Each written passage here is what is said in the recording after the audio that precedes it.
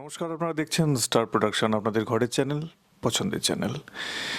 আমাদের এই চ্যানেলের যে আদর্শ তা একেবারেই বাংলা সাংস্কৃতিক যে পরিসর, সাহিত্যের যে পরিসর, তাকে অবলোকন করা, দর্শকের সামনে তাকে তুলে ধরা।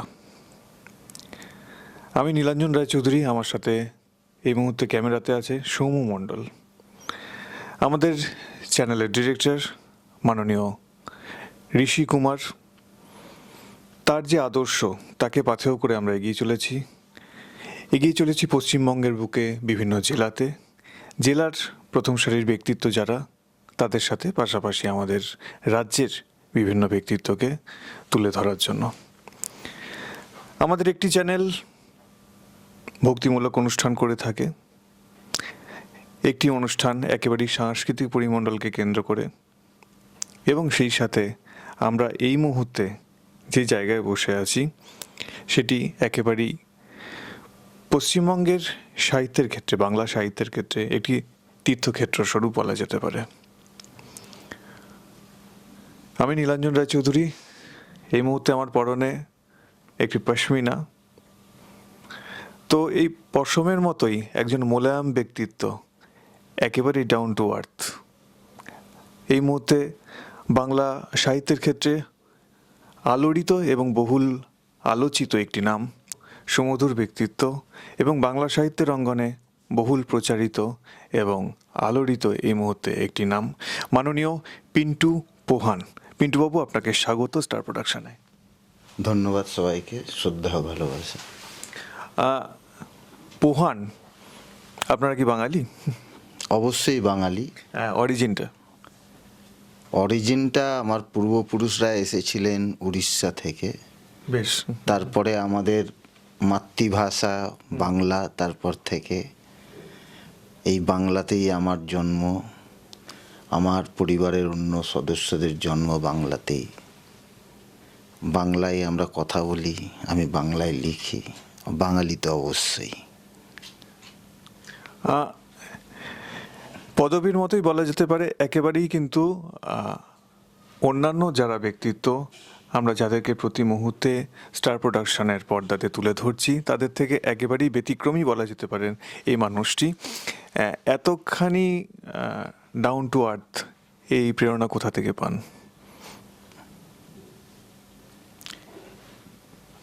বাস্তব পরিস্থিতি আমাকে মাটির কাছাকাছি রেখেছে। আমি যে পরিবারের সন্তান, সেই পরিবার দিন আনা দিন খাওয়া, গরিব খেটে খাওয়া পরিবার। স্বাভাবিকভাবেই প্রতিদিনের দুবেলা দুমুঠো ভাতের লড়াই তাদের লড়তে হয়েছিল। আমাকেও এখনও মদনমোহনতলা, বেহালা চৌরাস্তার মদনমোহনতলা বাজারে একটা পানের দোকান চালাতে হয়।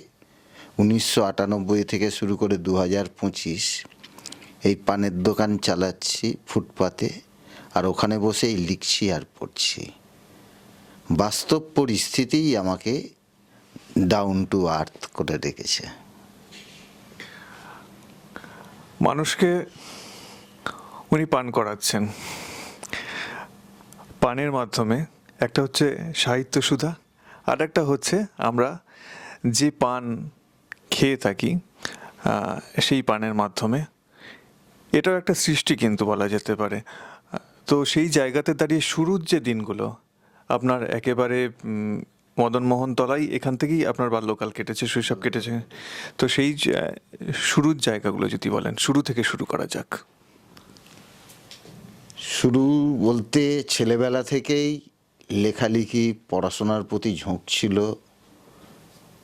ছেলেবেলায় খুব অভাব দারিদ্র, তার মধ্যেই ঠিকমতো বইপত্র পেতাম না, খাতা পেতাম না, তার মধ্যেই অভাব অনটনেই বেড়ে ওঠা, পড়াশোনা করা। বইয়ের প্রতি প্রেম কি তখন থেকেই? ছেলেবেলা থেকেই। গল্প পড়তে ভালোবাসতাম, বন্ধুদের বাড়ি থেকে গল্পের বই চেয়ে আনতাম, এমনকি কালোয়ারের দোকানে গিয়ে সেখানে কেজি দরে বই কিনে আনতাম পড়ার জন্য। তখনকার দিনে আমাদের মতো গরিব পরিবারের বাড়িতে পাঠ্যপুস্তক ছাড়া অন্য কোনো বই পাওয়াই যেত না। ফলে কালোয়ারের দোকানে গিয়ে যে ম্যাগাজিন বলুন, গল্পের বই বলুন, যা কিনতাম সেটাই আমাদেরকে যেন একটা অন্য এক জগৎ এনে দিত। মাধ্যমিকের পর যখন পড়াশোনা ছেড়ে দিতে বাধ্য হলাম, অভাব অনটন দারিদ্র্য অনেক দেখেছি, তার মধ্যেও কিন্তু পড়াশোনাটা চালিয়ে গেছি। আমার মা বাবা যথেষ্ট লড়াই করে চেয়েছেন তার ছেলেরা শিক্ষিত হোক, কিন্তু মাধ্যমিকের পর এমন এক পরিস্থিতির সম্মুখীন হতে হলো, জীবন আমাকে বলে দিল অনেক হয়েছে, আর না, তোমাদের মতো দারিদ্র পরিবারের ছেলেদের যে মাধ্যমিক পাস করেছে এটাই যথেষ্ট, যাও তুমি এবারেই যাও রাজমিস্ত্রির জোগাড়ের কাজ করো, মাটি কাটো। জীবন বলল টাটা বাই বাই, আর পড়াশোনার মধ্যে থেকো না। তো জীবনের ওই কথাটাই মেনে নিলাম, আমি রাজমিস্ত্রির জোগাড়ের কাজই করলাম, মাটি কাটার কাজই করলাম। আর ওই রাজমিস্ত্রির জোগাড়ের কাজ করতে করতে, মাটি কাটার কাজ করতে করতে 1 পয়সা 2 পয়সা করে জমাতে জমাতে যখন কিছু টাকা জমালাম, তারপর কিন্তু আমি আবার স্কুলেই ফিরেছিলাম। 1 বছর পর আবার আমি স্কুলে ভর্তি হই, 11-এ ভর্তি হই, উচ্চ মাধ্যমিক পাস করি সোদপুর সীমন্ত বিদ্যাপীঠ থেকে, এমনকি কলেজেও ভর্তি হই। কিন্তু অভাব, যেখানে দুবেলা দুমুঠো ভাত জোগাড়টাই যে পরিবারের ক্ষেত্রে অনেক বড় একটা চাহিদা, সেই পরিবারের ছেলে কি করে কলেজে যাবে? আবার পড়াশোনা ছেড়ে দিতে বাধ্য হলাম। তখন ওই পান দোকানটা করি। স্বল্প পুঁজি বলতে ওই পান কিনলাম, সুপুরি কিনলাম, বসে পড়লাম 1,500 টাকার পুঁজিতে। এর আগে কেউ কি এই ব্যবসায় ছিলেন? খেটে খেত সবাই, জোগাড়ে রাজমিস্ত্রির কাজ করছে, কারখানায় কাজ করছে, পরিবারের সদস্যরা এরকম বিভিন্ন শ্রমের কাজের সঙ্গে যুক্ত ছিল।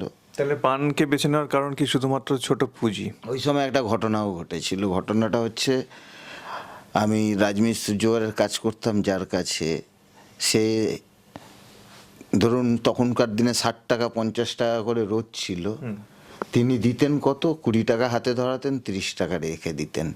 এইভাবে উনি কিন্তু আমার 3 মাসের মজুরি উনি মেরে দিয়েছিলেন।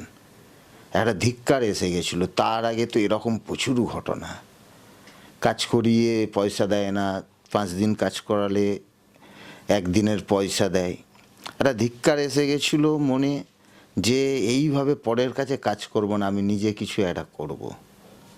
তো এই ভাবনা থেকেই তখন মনে হলো যে বাজারে কিছু একটা নিয়ে বসি। ফুলের দোকান দিয়েছি, মাছের দোকান দিয়েছি, সবজির দোকান দিয়েছি, সবই দোকান দিয়েছি।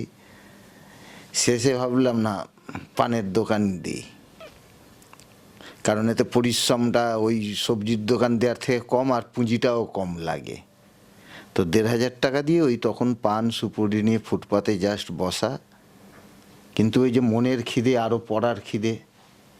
জীবন আমাকে বলেছিল, তোমার পড়াশোনা এখানে ইতি, তুমি যাও, আর 5টা গরিব বাড়ির ছেলেরা যেরকম কোনো একটা রাস্তায় যায়, মানে কোনো একটা রাস্তা ধরে নেয়, লাইন ধরে নেয়, সেই পথে গিয়ে রোজগার করে, তুমিও করো। আমি সেটাই করতে শুরু করেছিলাম। কিন্তু ওই যে ভালোবাসা সাহিত্যের প্রতি, পড়াশোনার প্রতি, তো আমি কি করলাম, ওই দোকানে বসেই পড়াশোনা শুরু করলাম, লেখালেখি শুরু করলাম। অনেক ব্যঙ্গ, বিদ্রূপ, উপদ্রব। আপনাকে একটু ইন্টারাপ্ট করছি। শুরুর দিনগুলো আমি বলেছিলাম, তো এখানে আর একটা শুরু, সন্ধিক্ষণ চলে এলো, সেটা হচ্ছে আপনার লেখালেখির শুরু। তো সেই শুরুটা কিভাবে হলো? আমার লেখালেখির শুরু কিন্তু সেই শৈশবেই। বেশ। ছেলেবেলা থেকেই কবিতা, গল্প লিখতাম। এবারে এই যে কেন লিখতেন? মানে আপনার পরিবারে আর অন্য কেউ কি এই প্রচেষ্টা করেছেন, বা আপনার রক্তে ছিল ব্যাপারটা? বিষয়টা এমন নয় যে আমার পরিবারের কেউ প্রচেষ্টা করেছে বলে। আমি যে বই পড়তাম, একটা ঘটনা ঘটেছিল। আমি যখন ক্লাস 4-এ পড়ি, একটা ঘটনা ঘটেছিল। তখন তো আমাদের এদিকে একটু সামান্য বৃষ্টি হলেই ভেসে যেত, ঘরের ভেতর জল ঢুকে যেত। ঘরের ভেতর জল ঢুকে আছে, সেবার বন্যা হয়ে গেছে প্রায়। আমার মামার বাড়ি যেতে বাধ্য হয়েছি। আমরা সব পরিবারের সব লোকজন মিলে আশ্রয় নিয়েছি মামার বাড়ি। তো সময় আর কাটতে চাইছে না। হঠাৎ তক্তাপোষের নিচে দেখছি কি একটা বই পড়ে আছে। ওই বইটা তুলে নিয়ে পড়া শুরু করলাম, ভূতের গল্পের বই। বইটা যখন শেষ করলাম, অদ্ভুত এক আনন্দ আমাকে ঘিরে ধরেছে। আমি এমন তৃপ্তি পাচ্ছি, আনন্দ পাচ্ছি যে আমার ভেতর থেকেই যেন কেউ বলে উঠলো, আমিও একদিন লিখব, আমিও লেখক হব। তারপর 4-5 দিন মানে ভিতরে ভিতরে একটা কবি জন্ম নিয়েছে। মামার বাড়ি বকুলতলায়, বকুলতলার অলি গলি ঘুরছি আর মনে মনে কবিতা তৈরি করছি, গান তৈরি করছি। এই ঘটনার প্রভাব আছে। তারপরে এরপরে যে বইপত্র পড়েছি বিভিন্ন সাহিত্যিকদের, বিদেশি সাহিত্যিকদের, বাংলার সাহিত্যিকদের, তো এইগুলো আরও যেন আমার মনে দৃঢ় একটা আমাকে পথ তৈরি করে দিয়েছে, দৃঢ় একটা বিশ্বাস মানে এনে দিয়েছে যে তোমাকে লেখকই হতে হবে। আর এটা আমি বিশ্বাস করতাম একদিন আমি লেখক হব।